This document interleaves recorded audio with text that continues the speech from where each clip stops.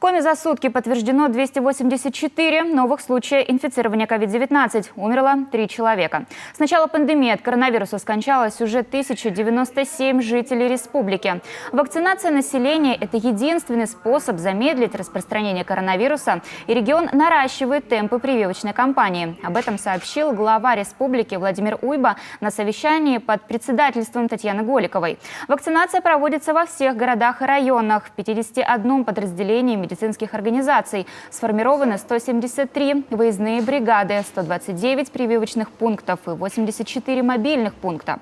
Активно осуществляется выездная работа на предприятия с целью вакцинации сотрудников предприятий на рабочих местах.